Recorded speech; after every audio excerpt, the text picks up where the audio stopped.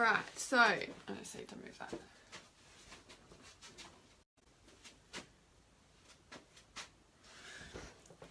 As you've probably seen, I've had a big day. If you saw my story, you'd see that I was on the road by 4 AM.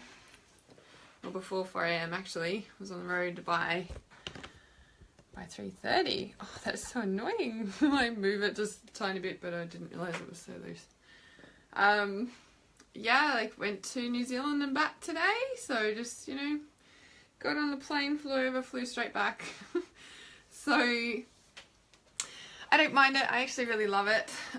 If you saw my story or any of my Facebook posts today, you'll see that I flew over and flew straight back, and I do actually really love it. And as you'll see, I have a lot of realizations and stuff on there, and I've just literally got home and put a day to bed and jumped on live stream. So I've been moving since 3 AM this morning, and if you saw my blogs and stuff, if you've been following me for the past few days, you'll know the story.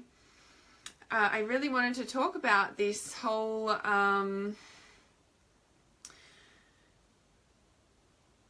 so it was okay, just getting my head together. Synchronicities, reality lapsing, deja vu, alignment. And I really just wanted to speak to that surreal feeling when you're in a public place and it feels like you know every person you look at, right? Because when I got to the airport this morning and I was there and I went through customs, and usually, like, because I, you know, check in at 5 AM and, you know, by the time we get through customs, it's, you know, 6:30, and usually you're starving and want to eat, and then like today I just wanted to sleep, and I'm like, got another 3 hours to wait before I catch the plane, and I was like, I see people sleeping on those couches all the time, and I'm like, maybe I can just go and have a sleep. And the thing I wanted to say is, you know, about trust as well, you know, like I went to bed at, I think 1:30, so I had to get up at 3, and some people are like, well, why don't you stay awake? And I'm like, well, if I can get an hour or two in, I will get an hour or two in, especially with the few days that I've had. And when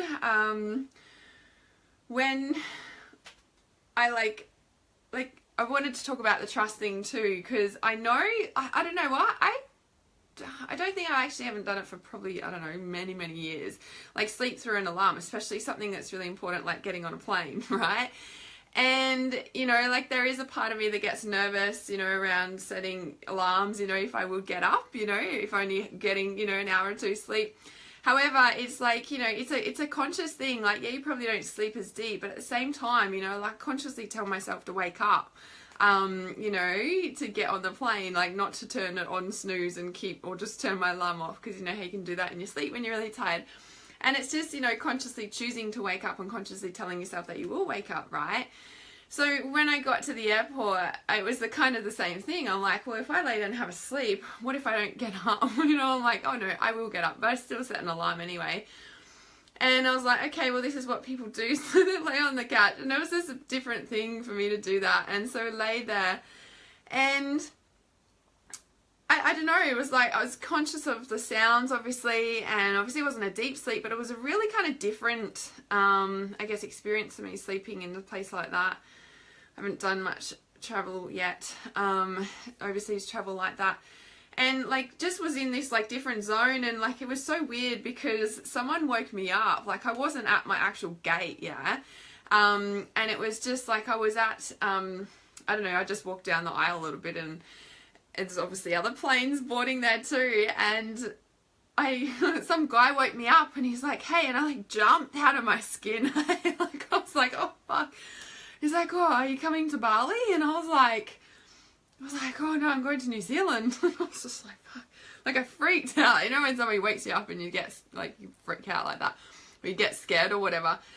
And, you know, and he's like, went off and he's like, oh, sorry. And, you know, and he went and caught his plane, but I was kind of looking and I was like, oh, Bali would be nice right now, actually. And I saw them all boarding the plane.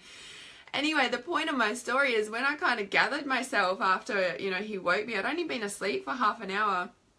And it was a really weird feeling, like, you know, like I could have sworn that I was awake because, and I wish that I could know, because I was like, I was asleep, but I was very awake, and maybe it was just the sounds of people, but I was like, I don't know if I was processing all this stuff, or I was just like, I don't know, having all these conversations in my head, like all these scenarios. Like, it was just a really surreal feeling, right? And I couldn't get back to sleep after that, and so I ended up getting up and went and had coffee and some breakfast. And then from that moment on, for the entire day, it was like everyone that I looked at, I was like, oh, I don't know. I was like, I don't know them. And I'd just be sitting there having a breakfast, and I'll look around and I'll be like, they're familiar, they're really familiar. So, yep, and they're familiar too. I'm like, I could try and place them if I wanted to. You know, it was just like everyone was familiar. And when I got to Auckland, the same thing. It was like everyone that I saw, I'm like, feels like I know you, and it feels like I know you, and it feels like I know you. And I'm like, so what's actually going on? I was just like, but it kind of reminded me of that sensation when you have deja vu. And, you know, I think I read it in that book. Oh, what's that book called? It's like a story, The Celestine Prophecy. If you haven't read The Celestine Prophecy, I highly recommend reading The Celestine Prophecy. It is come out, it is a DVD now these days too. You know, and when everything, like everyone looks like you know them, it's like this, it's like deja vu, right? So it's like you're in the right place, you're exactly where you're meant to be. And when I kind of was like questioning it, because in the morning I didn't really pay much attention to it, but I was just like, oh, they look oh no, they don't. I don't know them, but it looked like I did. But when I was in Auckland and I was sitting there with a day, I was like these two ladies, they didn't know each other, but they looked like they could have been sisters or something, or mother and daughter. And I was like, oh, and then I looked around and I was like, oh, it's happening again. But I was like, why is this happening again? I'm like, this is really surreal that, you know, I'm here again and experiencing, well, like it felt. And in that moment when I was, questioning it, noticing it on a more conscious level, I was like, wow, why is this happening again? Or, you know, like everyone looks surreal. And I guess from the Celestine Prophecy that I did, first learn that, and then I've heard it in other texts too, that when you are in a public place and everyone that you look around, you don't know them, but it feels like you do know them, or you're like, oh, you thought that was such and such, you know. It's that sense that you are in the right place at the right time, you are where you're meant to be. And, you know, in that space of that, when I realized that, it was just like there was nowhere else that I had to be at that moment or could do, you know, like it just, everything became so present and so surreal. And I was just like, whoa, like, you know, and I was really kind of grateful, you know, like on the plane over, I wrote my blog, and then I just started going through photos, and I just started deleting, and then I was just like, kept deleting, and then my food came, and then they didn't have any cutlery, so I was just like, oh, well, I'm deleting. I was just like in this flow of deleting photos, and it felt so good because it's been a to-do list thing for a long time, because I take a lot of screenshot photos of things I like, and obviously there's a data, there's work stuff in there, there's so much in there. And when I started deleting some, and then I ate, and I was like, just couldn't kind of put that down, and I ended up going through my entire phone, which, I guess I've had that for 2 to 3 years now, but there was more photos. There's some old photos back in there too, but it was just like, you know, being in the flow and kind of, you know, like deleting all those photos felt so freeing. And, you know, when you are decluttering on a physical level in your home, or going through files on your computer or your phone or anything like that, it's really important that you do. It's like when you're doing any sort of decluttering like that, like consciously mantra, I'm decluttering my mind, I'm decluttering my house, I'm decluttering my energy so that I can allow more in. Like this releasing is creating space so that new things can come in, yeah? And, you know, I was really conscious of that when I was going through the photos, and I just couldn't stop. So it was really nice to kind of just do that and then get to New Zealand and just have that, you know, that actual real conscious realization that I was like, oh, I feel like I know everybody in this entire airport right now. And that sensation and feeling of that surrealness, that presence that just fully just echoed out was just like phenomenal. And, you know, I was just like, oh, like, it was just so clear. It was just like, there is nowhere else I'm meant to be right now other than right here. And it was just, it's the same when I get deja vu. It's just like a sign for me, and I'm super grateful for it and really, really love it. So if you ever have a sensation of, you know, when you're in a public place and you feel like, you know, even just one or two people, you're like, oh, you know, and you kind of look around, it's, you know, like for me, but I'm sharing it so that, you know, if you get that experience, know that you're in the right place at the right time. And if you haven't read the Celestine Prophecy book, definitely recommend reading that. I'm going to write it here. Celestine Prophecy. That's it. Good book, good storybook, but true. All about the synchronicities. And so I just wanted to jump on and just share that because it's important. Hey, Frankie.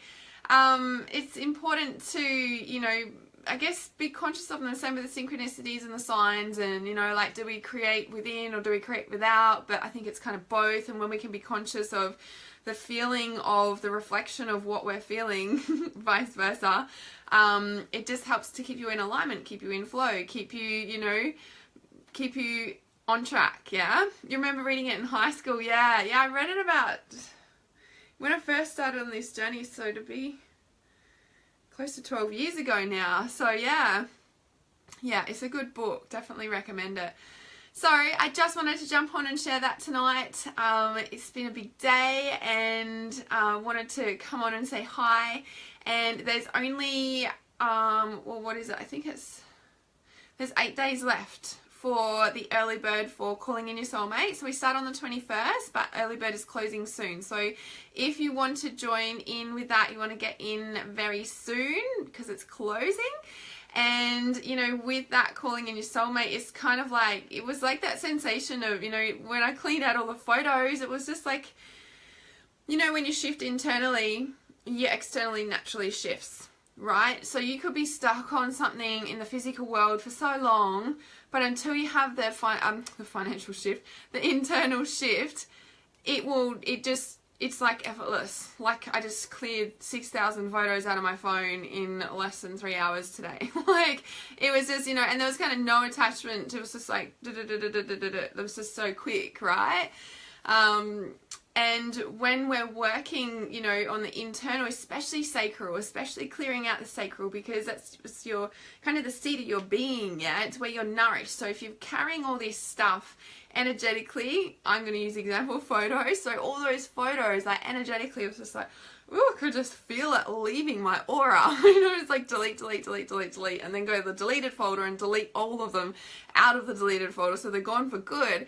And it just felt so freeing. And, you know, like, when we can have the internal shifts, that's when it just naturally, like, we don't have attachments to things or people or places or things to try and fill us up. So in Calling in Your Soulmate, when we're working with the sacral and the processes that we do in there, we're clearing out, it's like we're clearing out the womb, yeah, clearing out our belly so that we can let in the fresh stuff, yeah, which is exactly what I just said. When we're decluttering or clearing out anything, whether it's on our computer, phone, physical house, car, anything like that, it's like I'm now clearing space in my aura, in my field, so that new stuff can come in, yeah? So if you are feeling full and feeling like you're stagnant or something, you know, something's stuck or not shifting, well, then you've probably got a lot of stuff in your energetic aura, and it's that we're starting to clear and shift out in Sacred Manifestation, in Calling in Your Soulmate. So I'll post a link in the comments to that. Early bird is closing soon, so you want to get on in there. Please have a beautiful night, morning, day, or evening, wherever you are in the world, and thanks for joining me live. I shall talk to you very soon. Keep it really real. Lots of love. Namaste.